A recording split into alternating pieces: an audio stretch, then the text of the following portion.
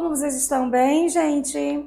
Hoje, em Geografia do 6º ano do ensino fundamental, a gente vai falar um elemento essencial para a nossa vida, que o tema é recursos hídricos, irrigação, redistribuição e tratamento.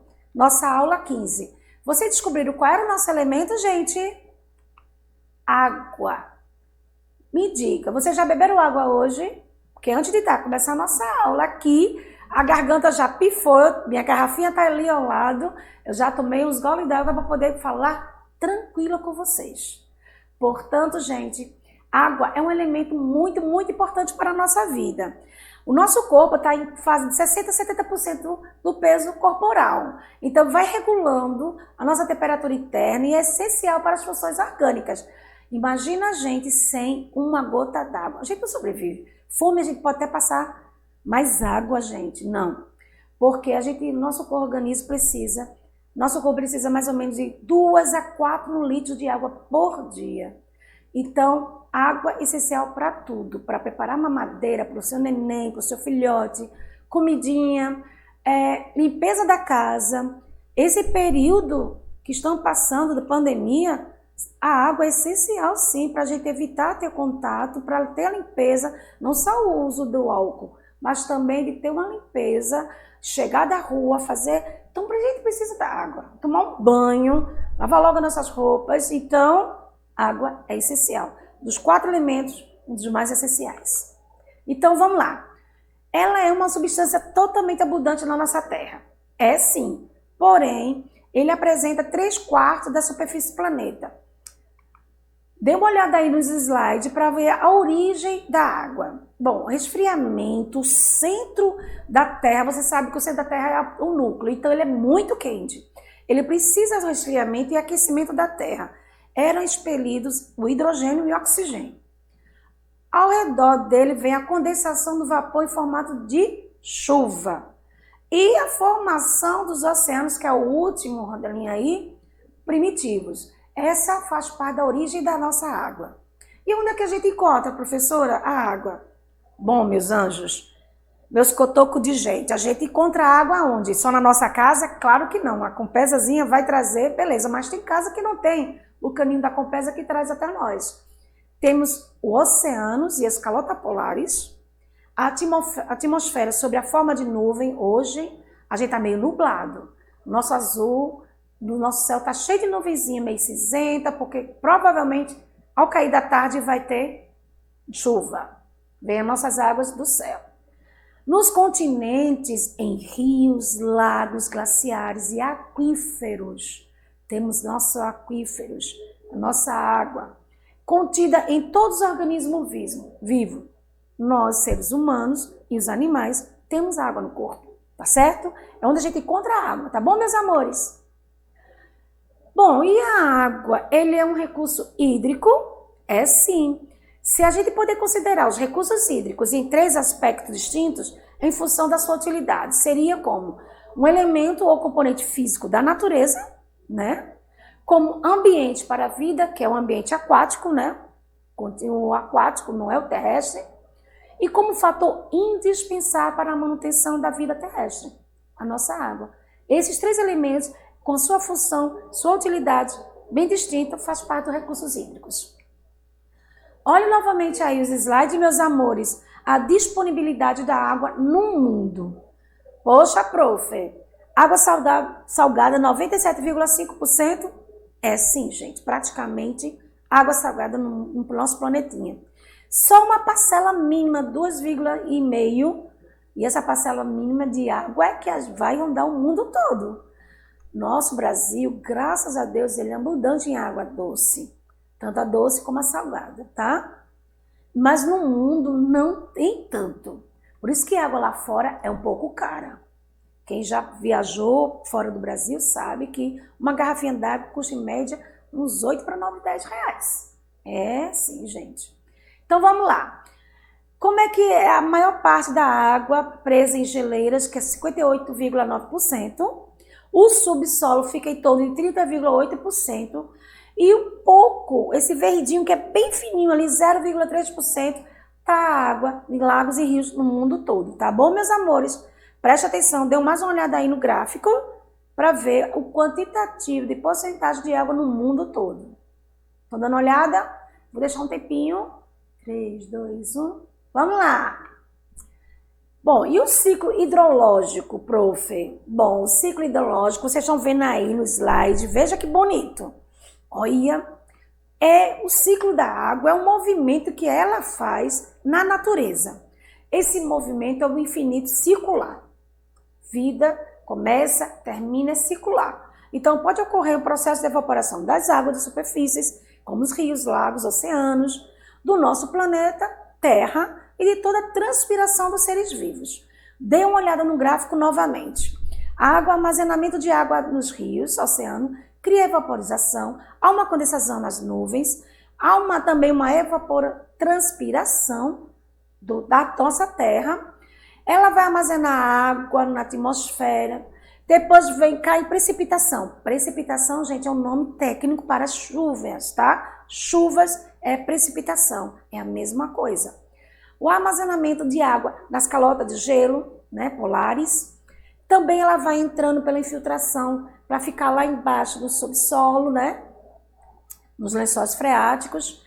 Há um escoamento superficial proveniente do degelo, quando a montanha de gelo, veja lá, vocês estão olhando a setinha, eu estou falando, prestem atenção, as setinhas azuis, e eu estou falando pelo caminho. Então tem a infiltração no solo, tem a nascente de um rio, do aquífero, tá? Depois vem a descarga do aquífero, ele vai desandar, armazenamento da água doce, até armazenar água subterrânea no lençol freático e retorna novamente para as águas do oceano. Este, meus anjos, é o ciclo hidrológico. Prestem atenção. A professora leu tudinho, mas começa assim, sai pela água dos oceanos, retornando, dá sua curvinha, vai. É um ciclo, gente, sem fim. É constante esse ciclo, tá?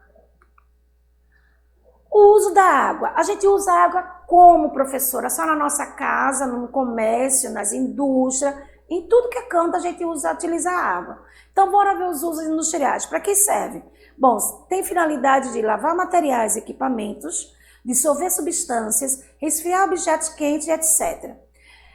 Para produzir uma tonelada de aço, por exemplo, meus amores, uma fábrica consome cerca de 4.500 litros de água. Para cada automóvel fabricado, uma indústria gasta aproximadamente 30 mil litros de água. Então, a indústria utiliza bastante água e tem várias finalidades, tá certo? E importante, compare com um banho, que eu falei 4.500 para lavar para uma tonelada de aço. Imagina no banho, você gasta mais ou menos 50 litros de água. Se for aquele banho com misericórdia, um banho imenso, né? Não, gente, vamos reduzir a água aí, vamos concentrar, vamos diminuir, economizar, tá? Eu sei, Recife, Pernambuco, Brasil, temos água, mas é muito bom a gente poder economizar um pouquinho a nossa água, tá? Para ter no futuro. Então, atenção, a cada 100 litros de água utilizado pela humanidade, 23 deles têm uso industrial. Certo, amores? Outro uso que a gente utiliza bastante aqui no Brasil e tem pelo mundo todo é o uso da agrícola, que é a nossa agricultura. Agropecuária, agricultura é uma atividade que contribui para o maior gasto de água no nosso planeta, porque ele consome 69 litros em cada 100. Essa água ela é empregada para a irrigação das nossas lavouras. Veja aí nessa foto aí, meus amores, um tipo de irrigação automática para poder irrigar tanto do lado direito como do lado esquerdo de uma plantação, tá? Uso agrícola, você sabia que para a gente utilizar uma plantação de algodão pode crescer e chega a produzir uma tonelada de algodão, são gastos mais de 11 milhões de litros d'água em irrigação? Vocês sabiam disso, meus cotocos de gente? É muito milhões de litros d'água, meu amor, para uma plantação de algodão. E algodão a gente utiliza para nossas roupas, malha, tudo que é canto. Uso na geração de energia elétrica. Para chegar na sua torneirinha, a gente precisa da nossa energia que vai sondar, vai funcionar as nossas lâmpadas, meus anjos. Aqui no estúdio mesmo, aqui, ó, tô cheio de lâmpadas. Então, para o computador, a energia. Então, tudo isso é necessário. É usar a energia elétrica. E para a gente ter nossa energia elétrica, a gente precisa de uma hidrelétrica. Hidro, água, elétrica. E a nossa, a Itaipu, a maior hidrelétrica do mundo, ela que faz gerar através de seus motores para poder virar, utilizar televisão, geladeira, rádio, todos os aparelhos eletroeletrônicos, computador, tudo isso necessita da nossa energia elétrica, que necessita de muito da nossa água. O uso da geração de energia elétrica. Bom, a energia elétrica, meus amores, a gente é obtida através das usinas hidrelétricas, como eu falei, né? A foto anterior foi da usina Itaipu. São instalações em que, com a queda d'água, ela é aproveitada para girar uma imensa roda chamada turbina. E essa turbina, como vocês estão olhando aí no slide, isso aqui é um desenho mais ou menos de como funciona uma usina hidrelétrica vista por dentro, tá? Tem um reservatório natural, tem a entrada, abre as comportas para poder ir para a casa de energia, o gerador, vai mover essa turbina que vem toda a linha de energia através do rio e com isso vai armazenando no gerador para poder chegar às nossas casas, tá? Isso é um ciclo, dê uma olhadinha mais novamente aí. O desenho de uma usina hidrelétrica vista por dentro, tá bom, meus anjos? Preservação dos mananciais. É muito importante a gente preservar os mananciais dos nossos rios. Por quê? Porque pode haver uma escassez de água. Sim, pode haver sim. E com isso, a primeira coisa que você já sabe, devemos racionar. Precisamos racionar, economizar a nossa água, tá? As fontes de água para consumo humano são os rios, os lagos, as nascentes, lençóis freáticos, tudo são chamados de mananciais. Na foto você está vendo aí o início de uma quedazinha, de uma nascente e vai transportando até cair no rio e vai jorrando para outros lugares. Isso é um manancial. Por isso que a gente tem que preservar os nossos mananciais. O abastecimento de água no Brasil, se a gente for avaliar a situação do nosso abastecimento, é necessário considerar outros aspectos, como, gente, a população é efetivamente atendida, quantidade de água tratada, distribuída, todo tipo de tratamento utilizado de redes existentes e a sua manutenção, com a incidência de racionamento de água e perda de água. Então, tudo isso faz parte do processo de abastecimento de água no nosso Brasil. Em 2010, segundo os dados do censo pelo IBGE, 10% dos domicílios brasileiros em áreas urbanas, que equivale a 3,9 milhões de famílias, ou 14, milhões de pessoas, não eram servidos por rede de abastecimento d'água. Interessante, né, gente? Então, o Brasil é imenso, pois ainda vocês vão procurar locais, ainda a gente acha locais que não tem água com abastecimento d'água. Tem o quê? São abastecidas com outras fontes, como nascente, poço, ou até o próprio poço, que as pessoas fazem quando tem a falta d'água, cava poço. É incrível, né? Em pleno século XXI. Esse dado foi 2010, está saindo novos dados, ainda não teve uma atualizada, mas provavelmente aumentou muito, porque muitas pessoas não têm condições ainda de ter uma água encanada dentro de casa. E quando tem, a ausência do abastecimento dela. Por quê? Porque grande parte da população mora em áreas periurbanas, que são as vizinhas imediatas das cidades. Fica ao margem, então ainda conta com fontes com razoável de qualidade, que apresentam tendência de degradação em função da expansão urbana. Gente, aumenta muita gente em lugares rapidamente, de uma hora para outra, que a estrutura de saneamento básico não acompanha.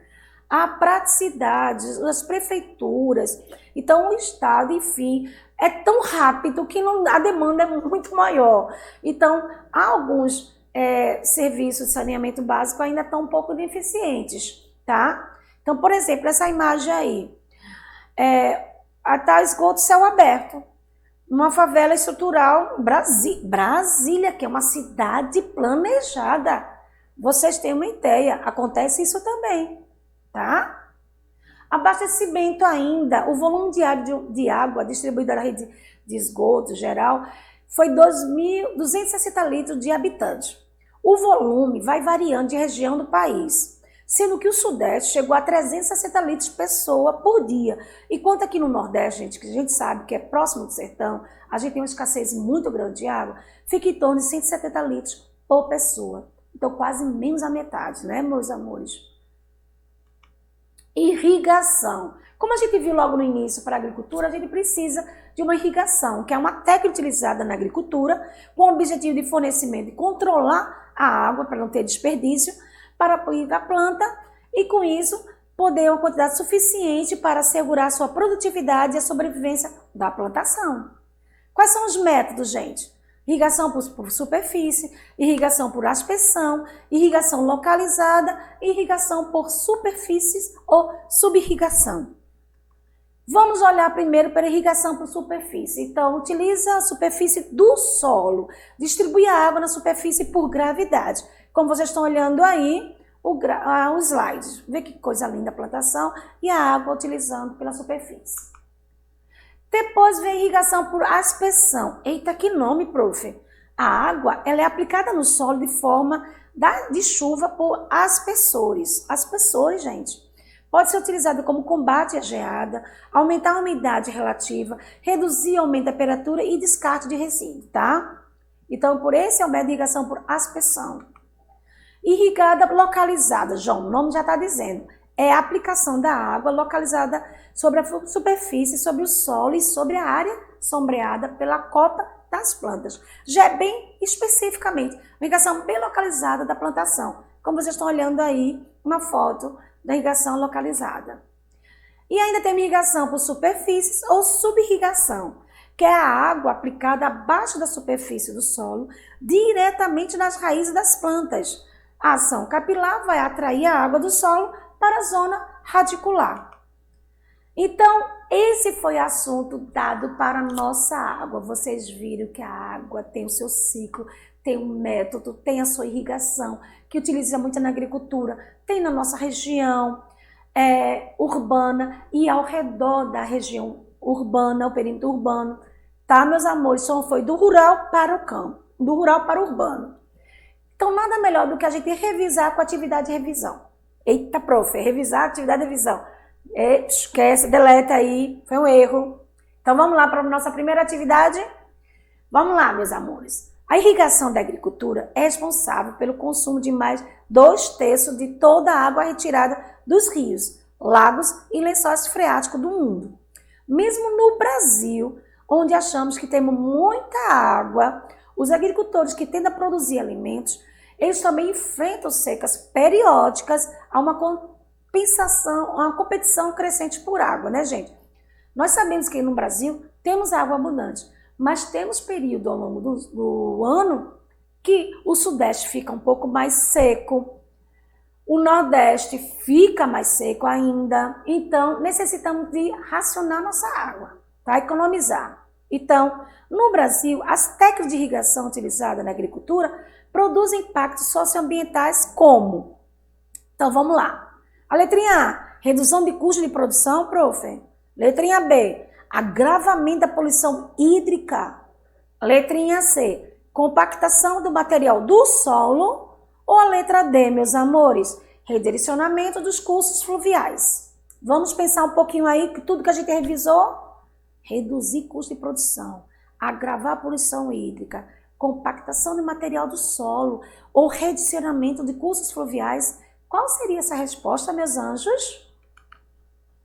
O redirecionamento de cursos fluviais. Por quê? Porque vai direcionar alguns locais onde está seca, tirar o caminho dos rios para tentar minimizar aquela seca, onde tem abundância em alguns lugares, para direcionar para onde está mais seco, tá, meus amores? Então, podemos fazer um redirecionamento, tá? Do curso natural. Segunda atividade.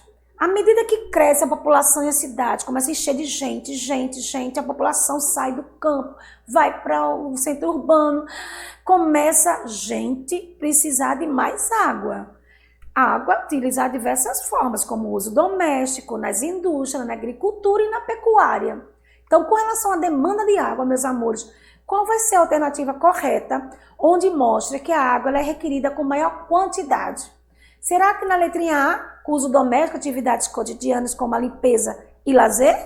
Será que na letrinha B, principalmente a irrigação das lavouras? Olha o assunto que a gente viu logo no início. Será que lá na pecuária, onde a dessetação de animais? Ou será na letrinha D, na indústria, principalmente os parques industriais, para, por exemplo, mover máquinas, resfriar peças e gerar energia? Qual desses lugares consome maior quantidade de água? Vamos, vou dar 3 segundos. 3, 2, 1. Eita, quem foi que acertou a letra B? Então, foi tu, cotoco de gente, que acertou a letrinha B na agricultura. Lembra no início da nossa aula? A gente precisava de mais água para trabalhar na irrigação, para produzir a nossa alimentação e tudo. Ainda na indústria não. A indústria consome, mas não tanto. Tá, meus amores? Então, não vamos esquecer de economizar a nossa água, tá? Meus cotocos de gente, seu empenho e dedicação fundamental, aprendizagem é muito bom. Um beijo e um abraço virtual. Até mais, da professora Bernadette.